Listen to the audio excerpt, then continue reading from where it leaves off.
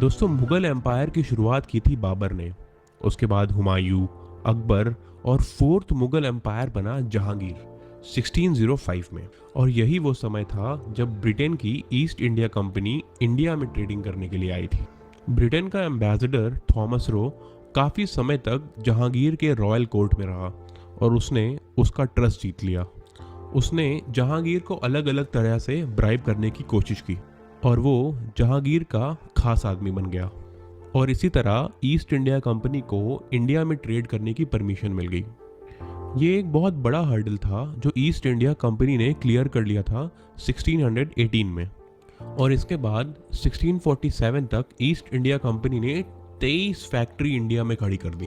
और जहांगीर की मृत्यु के बाद 1628 में शाहजहां और 1658 में औरंगजेब मुगल एम्परर बने। औरंगजेब के टाइम पे फ्रांस की फ्रेंच ईस्ट इंडिया कंपनी भी इंडिया में आ गई 1664 में।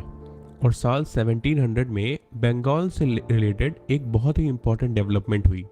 औरंगजेब ने मुर्शीद कुली खान को बंगाल का दीवान बना दिया। उस वक्त का बंगाल एक बहुत बड़ा प्रदेश था। आज का बिहार, वेस्ट बंगाल, ओडिशा और बांग्लादेश अगर सबको मिला दिया जाए तो 1700 का बंगाल बनता था। और उस वक्त बंगाल की कैपिटल थी ढाका। और फिर मुर्शीद अली खान ने 1704 में बंगाल की कैपिटल ढाका से मुर्शिदाबाद में शिफ्ट कर दी। औरंगजेब ने 1707 तक राज किया। उसके बाद दो छोटे किंग्स और आए, बहादुर शाह फर्स्ट और जहांदार शाह। और फिर 1713 में आया फारूक सियार जो था 9th मुगल एम्परर। फारूक सियार ने 1717 में ब्रिटिश ईस्ट इंडिया कंपनी के सारे टैक्स माफ कर दिए और साथ ही मुर्शीद कुली खान को बंगाल का पहला नवाब बना दिया। मुर्शीद कुली खान बंगाल से मिलने वाले रेवेन्यू को मुगल एम्पायर के साथ शेयर करता रहता था।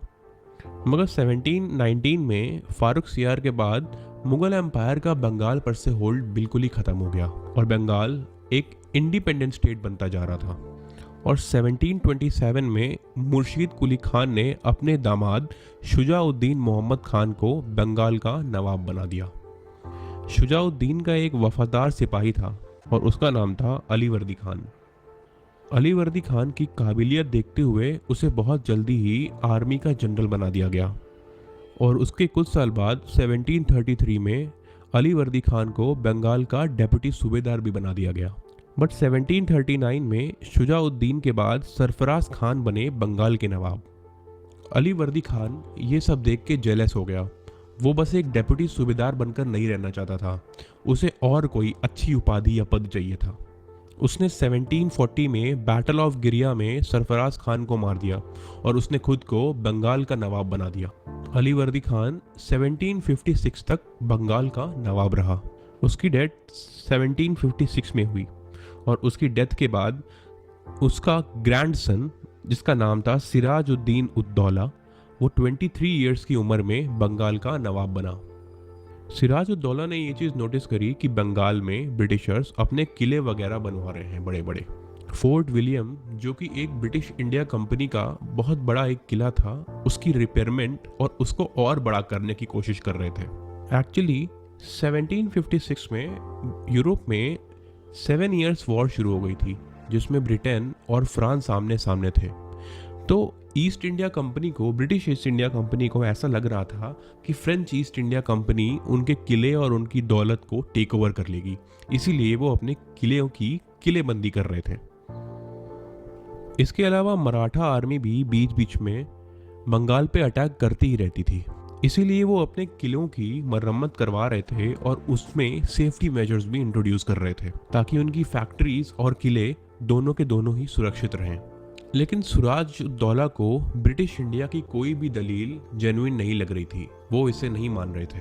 वो क्लियर थे कि बंगाल के ज़मीन पर अंग्रेज कोई भी किला नहीं बनवा सकते, वो व्यापारी हैं, व्यापार करें, राजा बनने की कोशिश ना करें। और इसके अलावा ब्रिटिशर्स और फ्रेंच दोनों ही इंडिया में दबा के पैसे छाप रहे थे और उसका कोई भी टैक्स बंगाल को नहीं मिल रहा था। उसका मानना था कि 1717 में जब फारूक सियार ने टैक्स पर छूट दे दी थी तब से ज़माना बदल गया है और बंगाल का इसमें काफ़ी नुकसान हो रहा था क्योंकि बंगाल अब मुगल